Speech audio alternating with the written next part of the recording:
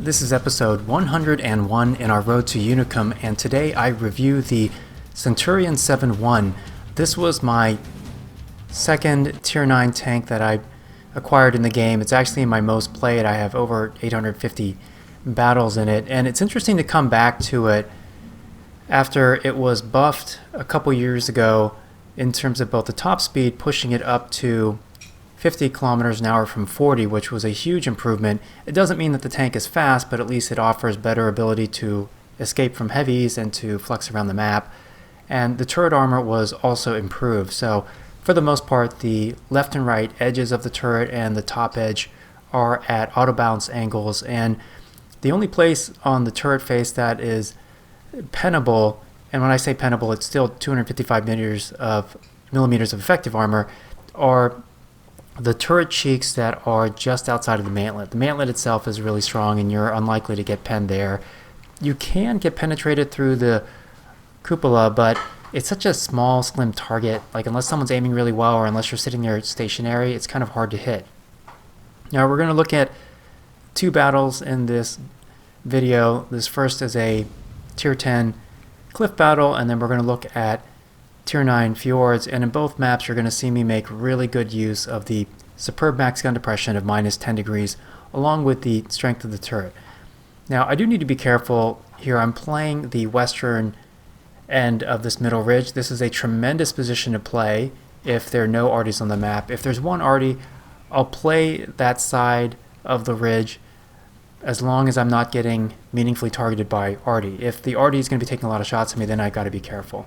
You can see here this M103, just like the T-34B, both of those guys had their turrets facing sideways.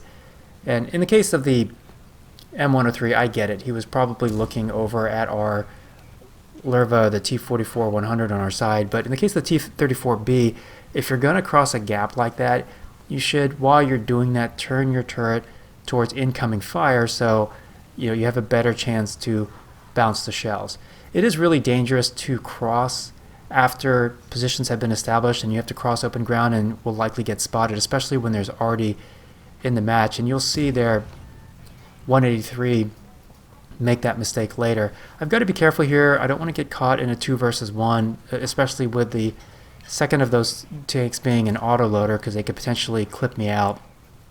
And as far as the repair kit goes, I burn that immediately to fix a damaged gun, so you can fire it. And damaged gun also has terrible accuracy. The other thing I'm always quick to repair too, whenever possible, is the ammo rack, since that doubles the reload time. Now there's Cent 7-1. I shot him through his hull because he was riding too high up on the ridge. You want to be careful about your exposure. The very middle of this ridge can be pretty steep, just like right here. You can see how steep that is, and I can't really get my gun down without having to climb over the ridge. So here I'm executing what's called, in combat sports and martial arts, a pull. So I'm trying to draw them in. And in that case, the AMX 5100 unwisely followed after me because he's got a turret that is not meaningfully armored, right? And I just got to be careful here with this 103. Right here, it's a little bit too steep, so I'm going to flex out toward the edge of the ridge where it's a little flatter and take a shot there on his exposed side armor. Okay, arty just fired, so I need to keep that in mind. You can tuck in behind these statues. These do offer some protection against arty, but now I know he's willing to target me.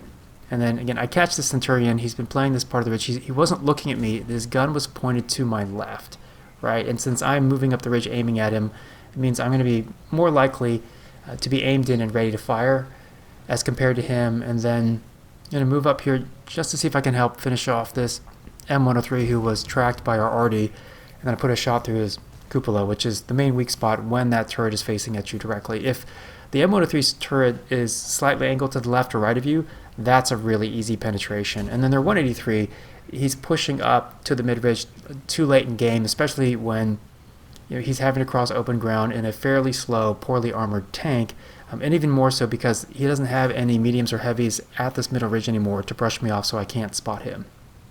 Okay, I took a shot there from the Striv, and the main thing playing this middle ridge, you've got to be careful of a couple things, and one of them is that K6 shelf where their Striv S1 was firing at me, right? And that's why I haven't been poking through the gap where our Lerva is, because that's very exposed to TD fire. whereas the western end of that middle ridge is really only exposed to arty fire and the tanks that are right in front of you.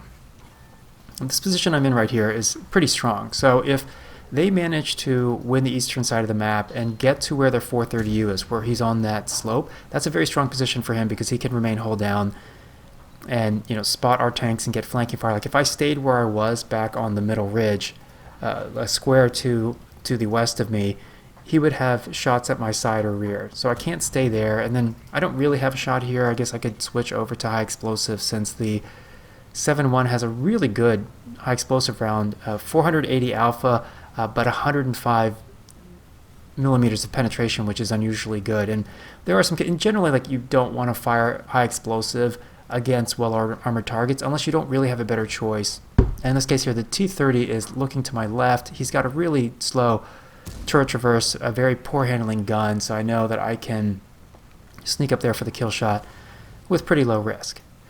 Now, as far as arty's concerned in this game, you can kind of equate walking outside in the rain with having to play with arty, right? And so if there are 0 arties in the map, you can walk wherever you want. The skies are clear, the weather's great. You can walk in the streets, the fields, anywhere. Doesn't matter. You can go where you want to go. When you talking about arties, like if there's 1 arty in the map, that's like having a steady rain, right? And you can hide underneath trees or under buildings, or hug the buildings while you're walking down the street to avoid getting wet. But the moment you step out into the street, cross an intersection, walk across a field, you're going to get wet. That's just the way it is. And that's why when people say arty promotes camping, it's tough playing with arties and not getting wet, right? And it's even more so the case if there are 2 or 3 arties in the match. I don't play the western edge of that middle ridge, so I don't go to F5 area or E5, or if I'm from the south spawn, F5, because it's way too exposed to arty fire. And by the time you realize that you're being targeted, you could get targeted by 2 arties and lose like over half of your health and have your tank crippled, your crew damaged, etc. It's just not worth it. And so this is even more so the case if there are 3 arties. That's like having rain that's a downpour. And the moment you step outside, you're going to get drenched. And it sucks. It's just the way that it is. Lots of players have complained about arty to wargaming. Economically, they're never going to change it, right? There's a certain percentage of the player base that favors arty and represents, meaningful income for wargaming. And I know what the counter argument is, which is arty, pisses off a lot of players, and there would be higher overall customer satisfaction or average customer satisfaction if arty were removed from the game. I certainly believe that that's the case, but it's hard to walk away from money, when you're getting it every month. And so we just have to play with the reality that there is arty. And just like we have to play with the reality that, some people use copious amounts of premium ammo. It's just the way that it is. And so, you've got to be careful about your positioning and your exposure to minimize, what happens when that's the case. There are a couple things to note. It's really important to listen to the cues that the game gives you. So when you spot somebody, you hear that beep beep sound. You can see the little text right below your tank which says spotted, whatever. And then what I do is just a habit. The second I see that little spotted text indicator or hear the beep beep, I glance down at my minimap, see where the red dots are relative to me, and then react accordingly. Okay, so this is a tier 9 Fjords battle. The west spawn has a really big advantage in my opinion in terms of how you can use the ditch that's over at the F5 area. So both sides can use the ditch. You're going to see one of their T-44s go into the ditch, and me as well. And I'll talk about why it's so powerful to be underneath your opponents and also the spotting that it gives you. So now if I were in a faster tank, I would have just driven into the ditch. But as it is, because I'm not a 60 km/h tank, I'm like a 50 km/h. It's decent speed, but I'm not fast. So I'm going to have to choose my moment for going into the ditch. So the T-44 obviously is a tier lower than me. I've got the bigger alpha gun. I'm also much heavier, right? I'm like 52 metric tons instead of, the Russian mediums tend to be somewhere like in the mid-30s range. So, I can shoot him and ram him and that should finish him off, but I need to wait until my gun's loaded. And I need to be careful because both the Type 61 and the WZ-120 might fire at me, right? Okay, so I sense an opening here. I'm going to go ahead and eat the shot from the T-44, block the shot from the Type 61, and then ram the T-44. Now there's a couple really powerful things about being in this ditch. The first is you can control your exposure, and if tanks try to peek over the top of this slope to fire down on you, they can eat return fire from your friendly tanks, like in this case from my IS-22 and from the STA-1. And then the other thing is, because we've got tanks that are in the northeast corner of the map, those guys can fire diagonally on the flanks of the tanks that are in front of me. Right here I'm executing what's called a pull in combat sports, so you make yourself a target and then you pull back, and then once your opponents come forward, then you can counter them. You can counterpunch them or counterkick them. And in this case, since it's a team game, when I execute a pull, it means that I've got other friendly tanks that can punch back. In this case, the T-69 is having to come so far down the slope in order to shoot me, right? Because there's these rocks here. And it looks like he's maybe got a stock gun because he only did like 146 damage, so that's going to be kind of rough for him. But the great thing about having this slope is that I can dictate my exposure really well. Those guys can't limit their exposure to the same extent that I can, right? And so the other thing too is, because I have such good max gun depression, I'm giving them a very poor target to shoot at. It's just my turret, and because I'm moving up and down the slope so quickly before and after firing, it's not really giving them time to aim in and take a good high percentage shot. So normally what would happen if there's still tanks in front of me, I would keep them lit and work my gun, and also hope for friendly fire, friendly tanks firing from the northeast corner, and then once the tanks directly in front of me are thinned out so they can't spot me, then I would push north along the 4 lane, spot their tanks that are camping in the back, because then our tanks can shoot them.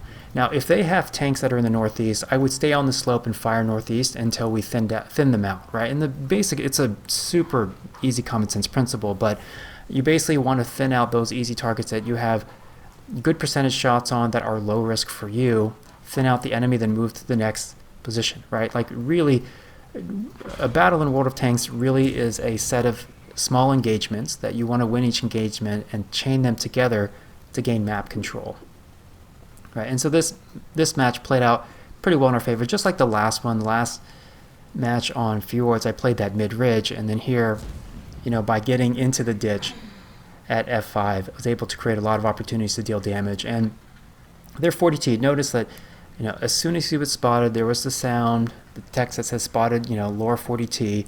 I immediately looked at the map, determined he's to my right, pivoted and fired on him. And that mini-map awareness is really important. You've got to be able to pick up and notice things, because it can be the difference between life and death, especially when you're at low hit points or you're facing a tank which is one-shottable. And in my case, because I had we spotted each other at the same time, but because he wasn't paying attention, I took my time aiming in to get a tracking shot that is assured that he was going to get punished severely by my friendly tanks that were coming from the east. So as far as downsides of this tank, it's a little bit of a slightly taller tank. That's an issue. The hull isn't particularly strong, and then the reload, even with a rammer and Brothers in Arms, you're looking, or I guess I don't have Brothers in Arms this clue, but you're still looking at like close to a 10-second reload, so that's a bit of an issue. But it is a very comfortable tank to play. That combination of max gun depression plus strong turret armor and a good gun, it makes for a fun play style. I hope you guys enjoyed the video. Let me know your thoughts on the Cent 7.1 below. Take care.